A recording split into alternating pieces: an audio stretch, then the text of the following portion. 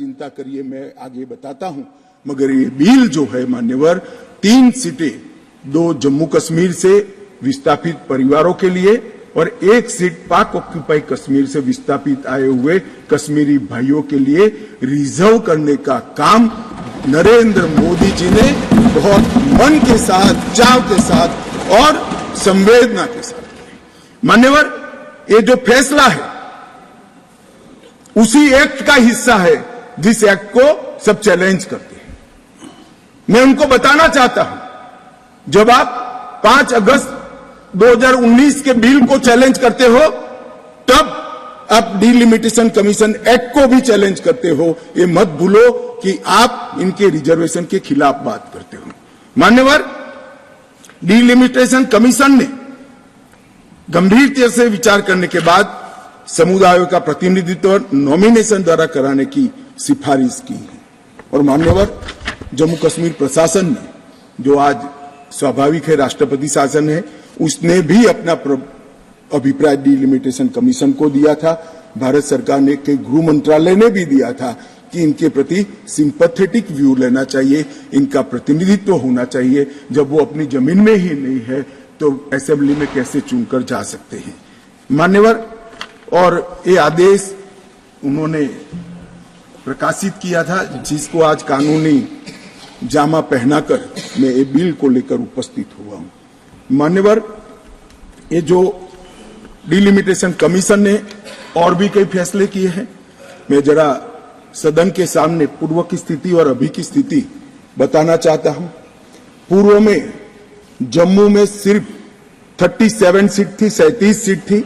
अब नए delimitation commission ने 37 से बढ़ाकर 43 सीट जम्मू क्षेत्र में बनाने का काम। मान्यवर, कश्मीर में 46 सीट थी, 46 सीटें थी।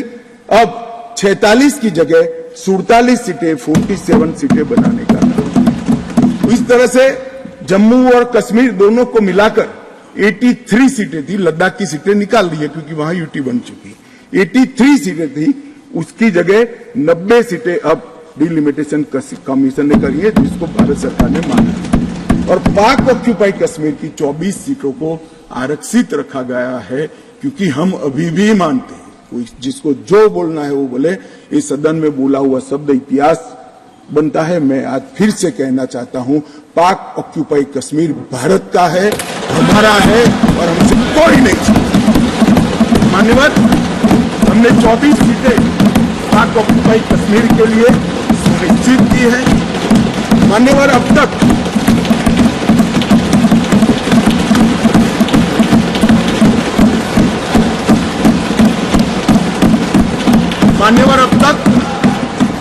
SC ST की सीटों में बड़ी विसंगतताएं भी थी। और जो दिग्विजय की कहते थे संवेदनशील अप्रोच होना चाहिए, संवेदनशीलता होनी चाहिए। SC ST के प्रति संवेदना से ही ये निर्णय हुआ है।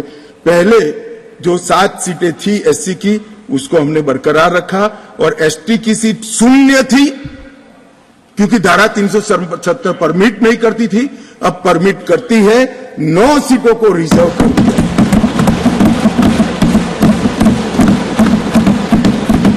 अरे जो कह रहे थे हमारे डॉक्टर साहब कि गुर्जर बकरवालों ने इस देश को बचाया है, मैं सदन में इस देश के गृह मंत्री के नाते कहना चाहता हूं, मान्यवर, कभी भी युद्ध हुआ, कभी भी आतंकवादियों ने पैंतरे रचे, मेरे गुर्जर बकरवाल भाइयों ने भारत के तिरंगे को ऊंचा रखा।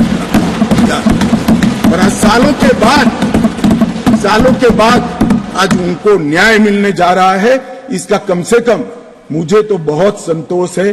किसी को संवेदनशीलता दिखे या न दिखे, 75 साल तक उनका अधिकार जो भारत के संविधान ने दिया था, कौन रोक कर बैठा था उसको? कौन रोक कर बैठा था? क्या कोई जवाब दे सकता है? जम्मू कश्मीर के ST भाइयों के अधिकारों को कौन रोक कर? ये 3 परिवार रोक कर बैठे थे मान्यवर, जो 370 को एंजॉय कर रहे मान्यवर। और इसके अलावे भी ओपन सीट में भी वो लड़ सकते हैं। माननीय दिग्विजय सिंह ने कहा, माननीय सदस्य ने कहा कि भाई इसमें स्पष्टता नहीं है इनको कितनी मिलेगी, इनको कितनी मिलेगी। मैं फॉर इंफॉर्मेशन दिग्विजय सिंह को कहना चाहता हूं, ये इन प्रिंसिपल बिल है।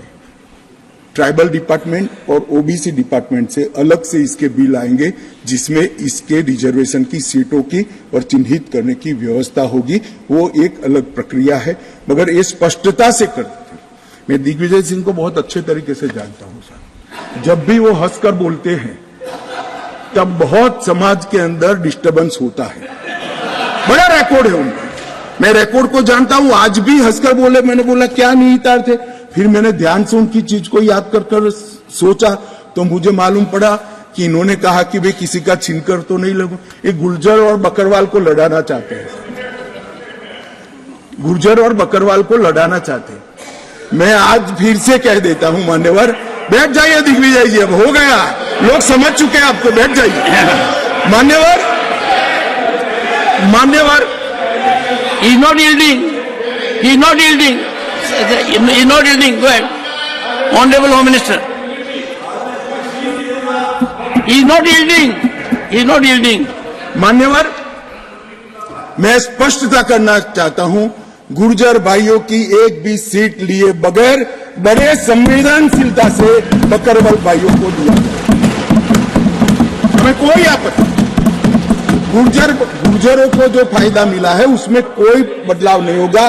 ट्राइबल के सारे फायदे एजुकेशन में और बाकी सारे नौकरियों के रिजर्वेशन में जितने भी फायदे गुर्जर भाइयों को मिल रहे हैं, पहाड़ियों को मिल रहे हैं, वो पहाड़ियों को जो भी मिलेगा वो उसके अलावे मिलेगा। एक भी नौकरी ना खत्म होगी, ना एक भी शिक्षा की सीट खत्म होगी। पूरा का पूरा अधिकार आपका भी रहेगा, उनका भी। मान्यवर, एक बहुत बड़ी चर्चा